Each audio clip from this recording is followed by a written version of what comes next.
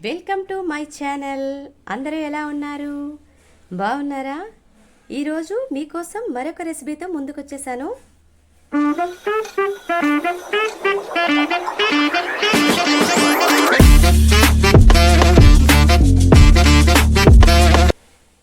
చూస్తున్నారు కదా, కర్రీ అయితే పీతల కర్రీ అండి.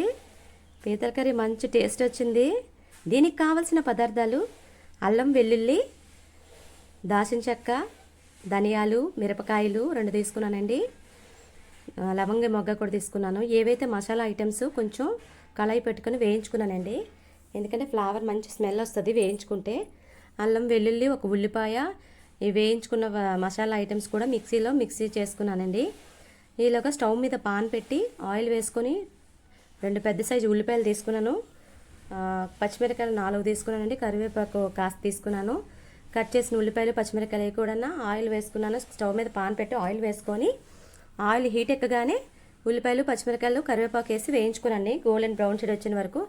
ఏదైతే మసాలా ఉంది కదా మిక్సీ పట్టింది, అది కూడా పేస్ట్ ఈ కళాయిలో వేసుకున్నానండి. ఉల్లిపాయలు వేయించిన దాంట్లో వేసుకున్నాను. మొత్తం కూడా ఇలా వేయించుకోవాలి. ఆయిల్లో వేయించుకుంటే మసాలా అన్నది పచ్చివాసన అయితే ఉండదండి. అలాగే బాగా వేగిన వెంటనే టమాటోస్ అయితే నేను 3 టమాటోస్ తీసుకున్నాను. టమాటోస్ కూడా క్యూరీ చేసుకున్న మసాలా వేగిన వెంటనే బాగా అప్పుడు టమాటోస్ కూడా వేసుకొని బాగా వేయించుకోవాలండి. వేయించుకుంటే మంచి టేస్ట్ వస్తుంది. బాగానా చూసారు కదా, ఈ విధంగా బాగా వేగి వాటర్ అంతా ఇంకిపోవాలండి. ఆయిల్ అనేది తేలాలి బయటికి. అందులో ధనియాల పొడి, జీలకర్ర పొడి, పసుపు వేసుకున్నానండి. ఇవన్నీ 1/2 టీ స్పూన్స్ వేసుకున్నాను. కారం 2 స్పూన్స్ వేసుకున్నానండి. చూస్తున్నారు కదా, ఈ విధంగా 2 స్పూన్స్ వేసుకున్నాను. ఎక్కువ కారం వేసుకుంటే సమ్మర్ కదండి, వేడి చేస్తుంది కాబట్టి స్పైసీ ఎక్కువైపోతే తినలేము. అందుకే 2 స్పూన్స్ వేసుకున్నాను. అలాగే రుచికి తగినంత సాల్ట్ వేసుకున్నానండి. చూస్తున్నారు కదా, రుచికి తగినంత వేసుకున్నాను.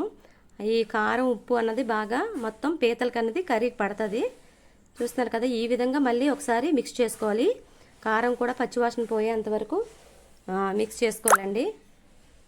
చూస్తున్నారు కదా, ఈ విధంగా ఫుల్గా మిక్స్ చేసుకోవాలి. ఆయిల్ చూసారా బాగా పైకి తేలింది. కారం, ఉప్పు కూడా మంచిగా బాగా కనిపిస్తున్నాయి. బాగా వేగిందండి. ఇప్పుడు నేను వాటర్ అయితే తీసుకున్నాను. పెద్ద సైజు గ్లాస్ వాటర్ తీసుకున్నాను. ఇది పెద్ద గ్లాసు వాటర్ వేసుకున్నాను.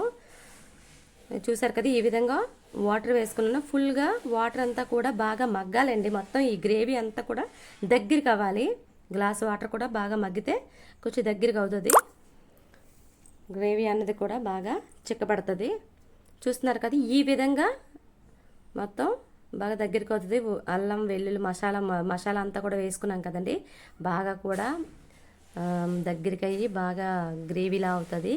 ఏదైతే మనం వాటర్ వేసుకున్న తర్వాత కొంచెం మగ్గుతున్నప్పుడు మనం పీతలు కూడా వేసేసుకోవాలి. ఈ పీతలకు కూడా ఉప్పు, కారం, మసాలా అన్నీ కూడా బాగా పడతాయి. బాగా మనం అటు ఇటు మిక్స్ చేస్తూ కలుపుతూ ఉండాలండి. అప్పుడే మంచి టేస్ట్ వస్తుంది. నేను కొంచెం బిర్యానీ ఆకు కూడా వేసుకున్నాను ఫ్లేవర్ గురించి. కొంచెం కొత్తిమీర కూడా వేసుకున్నాను. చూసారు కదా, కొత్తిమీర కూడా వేసుకొని గార్నిష్ చేసుకున్నాను. చూసారు, పీతల కూర అయితే మంచి టేస్టీగా వచ్చేసిందండి. చూడడానికి కాదు, తినడానికి కూడా అద్దిరిపోయే టేస్ట్ అయితే వచ్చింది.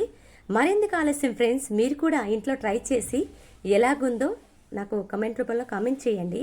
ఓకేనా? చూస్తున్నారు కదా, అందమైన టేస్టీ పీతల కూర రెడీ అయిపోయింది. మరొక్కసారి చిన్న మనవి, నా వీడియో కనుక నచ్చినట్టయితే లైక్, షేర్, సబ్స్క్రైబ్ చేయండి. మర్చిపోవద్దు ఫ్రెండ్స్. ఓకే, చూసారా, వేడి అన్నంలో పీతల కూర తింటే ఇంకెందుకు మీకు ఆలస్యం చేయడం, చక్కగా తిని టేస్ట్ ఎలాగుందో చెప్పండి. ఓకే ఫ్రెండ్స్, చూస్తున్నారు కదా, ఆహా ఏమి రుచి అన్నట్టు మంచి టేస్ట్ వచ్చిందండి. మా పిల్లలకు కూడా ఈ కర్రీ అంటే చాలా ఇష్టం. ఎంత చక్కగా తింటారంటే ఫ్రెండ్స్. పీతల కర్రీ నచ్చితే లైక్, షేర్, సబ్స్క్రైబ్ చేయండి. Thank you.